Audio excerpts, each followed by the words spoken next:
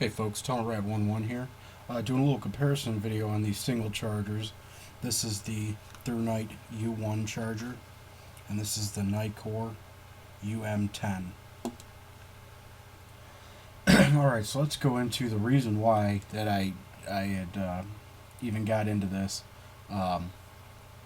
In my old level 3 kit, which kind of comes down to like your EDC bag, get home bag that I use. I was carrying just this Sunjack battery charger. It does AAA and AA. Works well. Had no issues, but it is very large. Uh, so so I wanted to find something because my get home bag is a small assault pack, and a lot of that is weight and size. So I wanted an option that I could use to recharge batteries in a pinch, but not take up as much space like this one.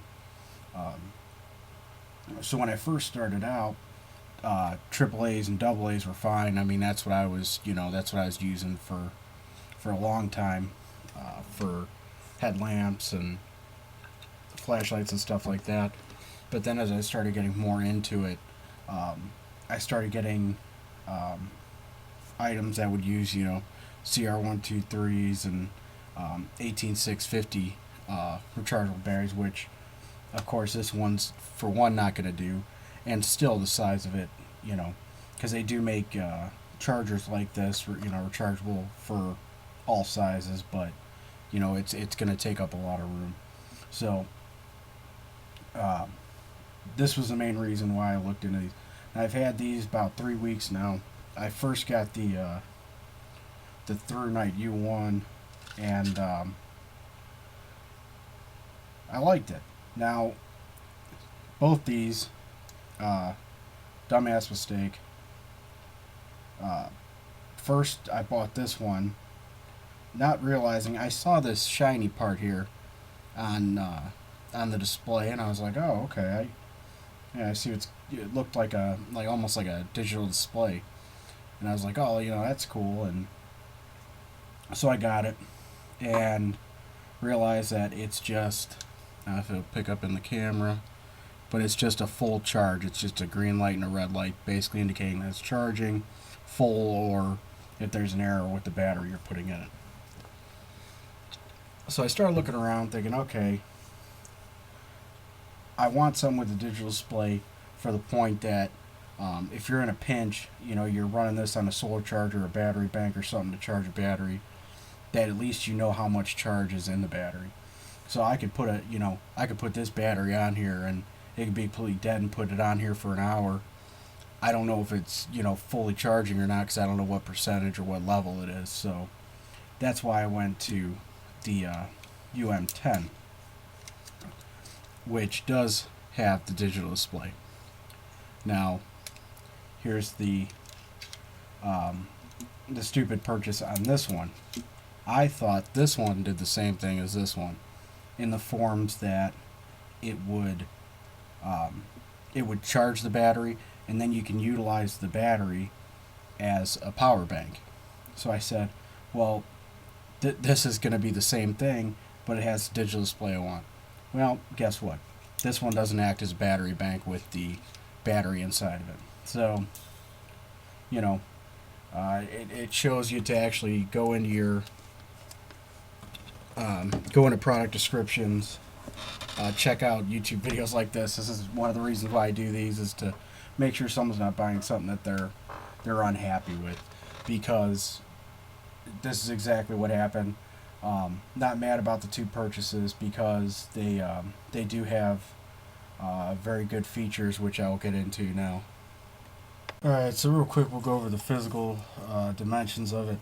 Now I'm going to leave the case on this, just because the case pretty much is kind of essential to carry the cord with the items. So they're both about, this is a little short, it's about 3 3/4. This is about, it's pretty much right on 4 inches long. deep, about 1.5 inches, about 2 inches.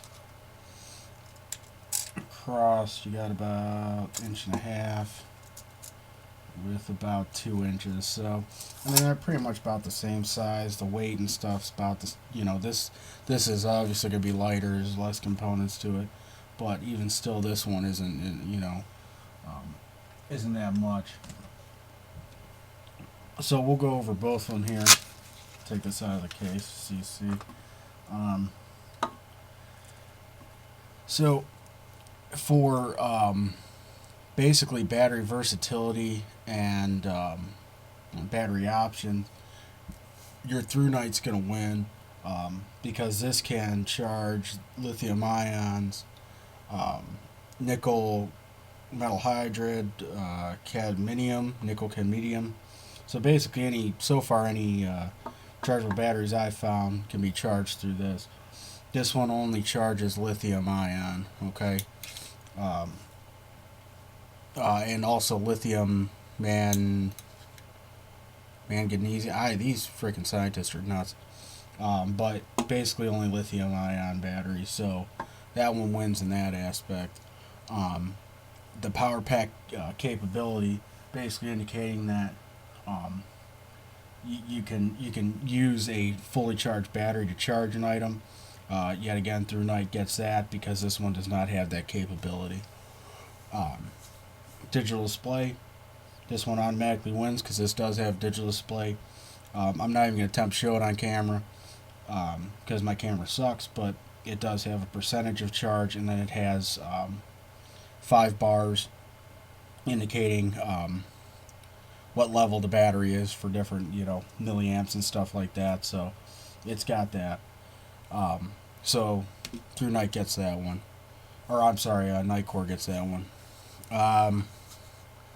Basically for through charge, what they call through charge, Nitecore wins that one too, because I have tested on this one to try and plug in a battery while it's charging to also plug into a phone or battery bank or something. So if I've got it on a solar panel or something like that, I can charge basically 2 devices. This one does not do it, this does it. And also, which is nice on it, it has a priority switch on here, basically for USB or battery. So basically one of them is going to get the main of the charge, and the other one's going to get a trickle charge. So that's pretty nice. And this one also, which I haven't tried yet, but it does have, I guess it's data passable, so like if you have it hooked up to a computer, you can still pass data through your cell phone or something like that while you're charging a battery. As far as storage goes, I think Thrunite, it was pretty nice to come with a holster. I mean, if I kept every item that had a freaking belt loop on it, my belt would be fucking 50 pounds. So, I'm not really going for the belt loop thing, but for protection to store the battery, and if you want to attach to the outside of your pack. But I also got to give it to Nitecore for having the cord basically attached to it, because you wrap it around this bottom part right here, and this flips up, and this is where you plug the USB in to do the through charge, or you can unplug it and then just plug it into the micro USB to your solar panel or whatever you're charging it with. So I do have to give both of them for storage. Now, as far as the main reason why I searched for this one after I bought this one was for the able to check battery life and to see what the progress is of it. So this one wins in that case because it doesn't even have an LCD display. Now, I also took a check mark off for this one because you need power to check the level of the battery. So I can't just put in, like, let's say this was 50% full. I can't put this in and it says 50. I have to pull out my solar panel, my battery bank or something to plug in to get the LCD display to come up to say it's 50% full. So it'd be nice if it had that capability. So that was a positive and negative for Nitecore. And safety features. Both of them do have pretty good safety features. I tried hooking in some of them nickel metal hydrate rechargeable batteries into this one to see what happens, and basically it won't charge it. Same thing with this one. This one will flash back and forth, basically indicating it's an error. I've got a set of batteries I've had for a long time. They were rechargeable. They were out of some, I think a TENS unit I got from the VA or something like that, and they were just garbage. They were just done for, weren't recharging on anything. So I plugged in here to see what it did, and neither of them. They just this one would flashes, basically saying it's not going to charge it, and this one it flashes the lights back and forth saying there's an error. So basically both safety features that you're not going to really screw anything up. So so that's nice in that aspect.